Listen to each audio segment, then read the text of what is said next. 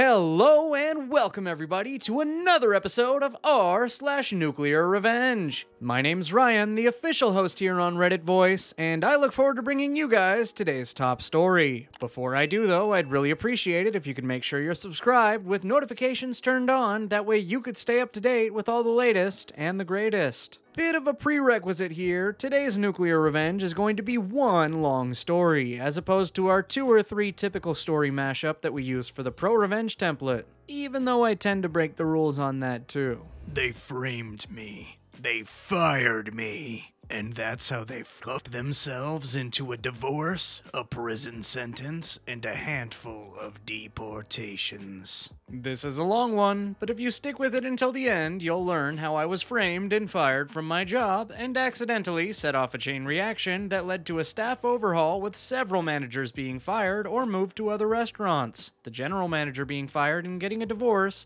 and one of the managers being investigated by the FBI and ultimately arrested, as well as several of the workers being deported. Here we go. I used to work at an upscale restaurant owned by a large corporate entity that owns several different restaurant brands. I worked there for about 3.5 years before they eventually fired me, but more about that later. First, I want to give an idea of my role there. My role at this job was a little bit of everything. Since the day I started working there, I took it upon myself to learn as much as possible. I was persistent with management when I wanted to learn a new department. I had started as a server, but I had eventually worked my way into a different department and job titles, like carry-out, hosting, bartending, bar backing, banquets, catering, and deliveries. My singular goal while working there was to make myself available for as many hours as possible. I was being paid about $12 an hour, though that fluctuated if I was working as a bartender or server and making tips. Eventually, it was noted by management how I fit best into one of the non-tipped positions.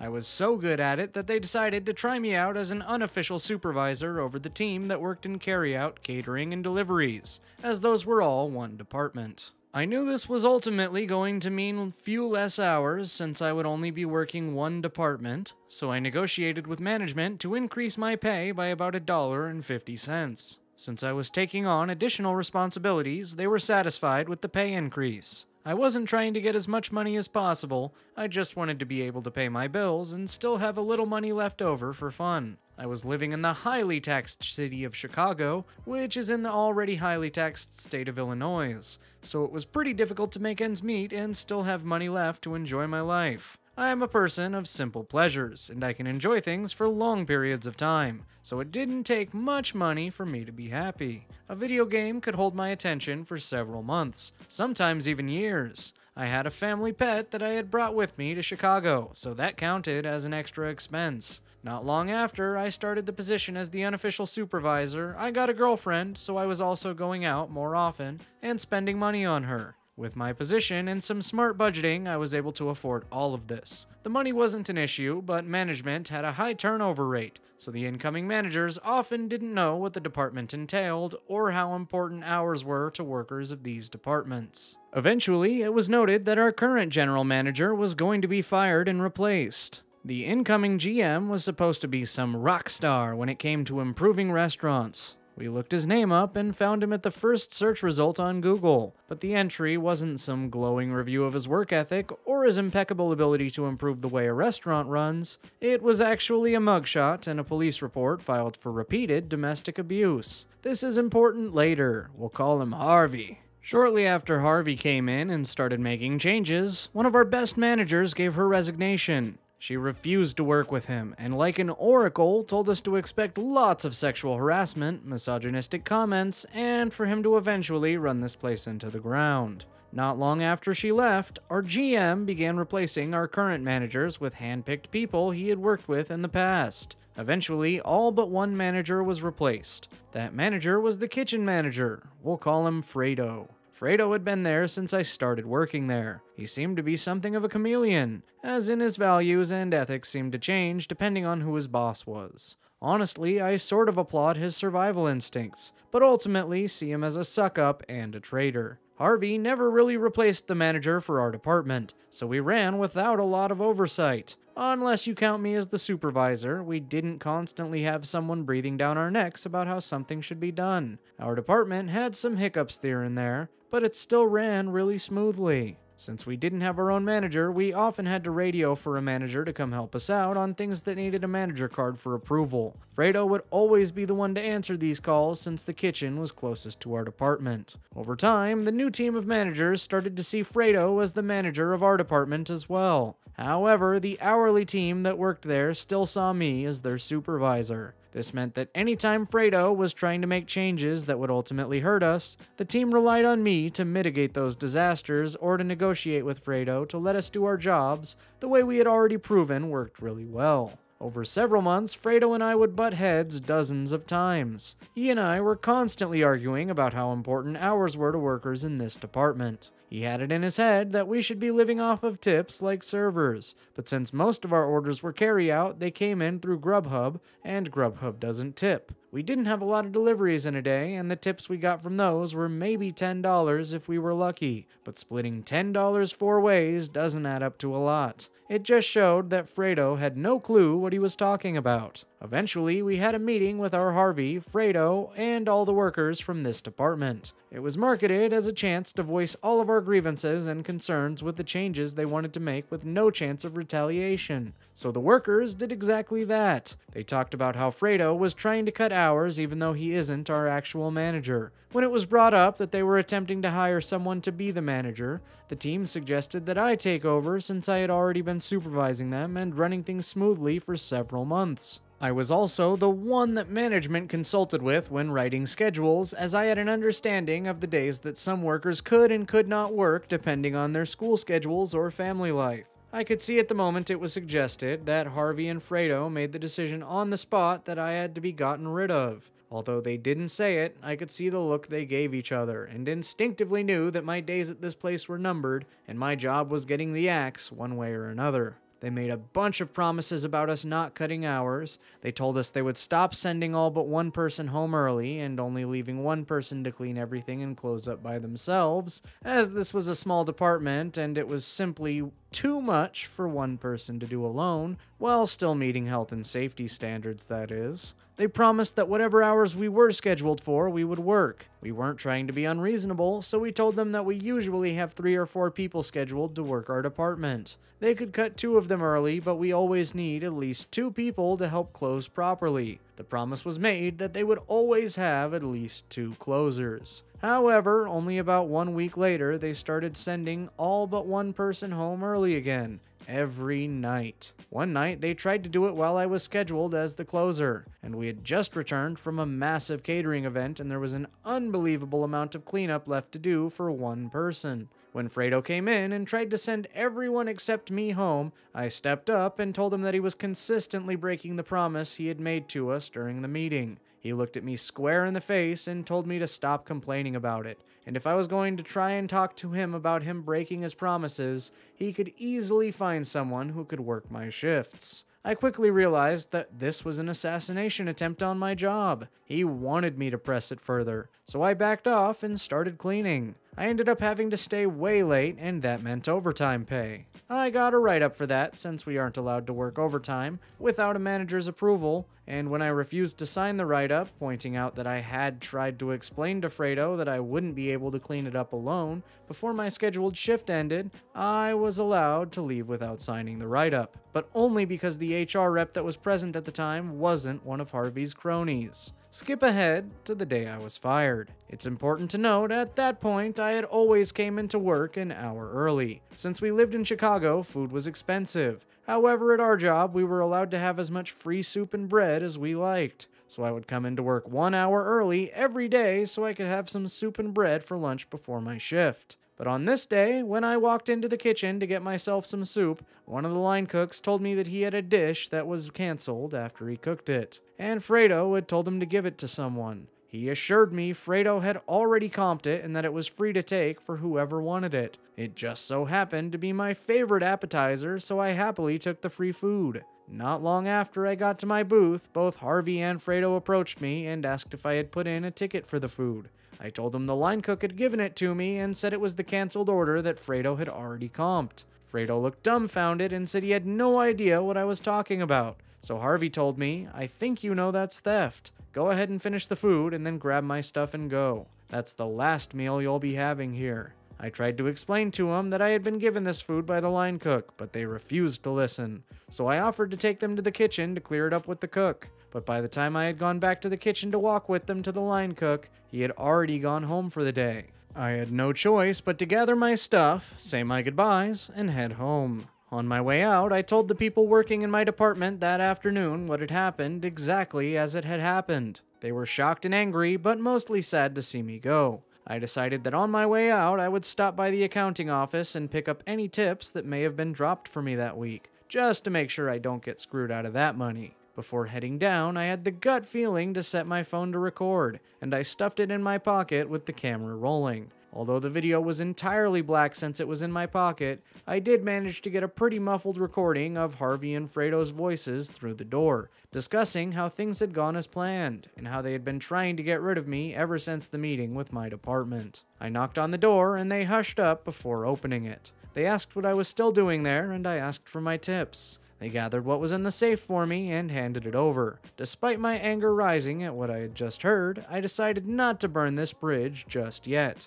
because perhaps I could nuke it later. I offered a handshake to both managers, thanked them for the opportunity for working there, and left, making sure to pull my phone out of my pocket and record the front of the restaurant with the sign showing its name and logo. Working in a restaurant, you learn to always cover your own ass. It's true for most jobs, but something was just telling me I would need this all later. If I was being accused of theft, I wanted to be able to prove it wasn't true if it ever came up in future job interviews, which was exactly what happened and where this all started going nuclear. On the train ride home, I sent some messages and made some posts on the local groups on Facebook saying that I had just been fired and was looking for a job as quickly as possible. By the time I got off at my stop, I had already set up an interview for later that day. I was offered the job about 5 minutes into the interview, but after going over the details, it didn't sound like it was for me, so I turned it down. I interviewed a few other places and found one that was a damned good fit, with a hefty pay increase compared to my previous job, and I wouldn't have to deal with customers.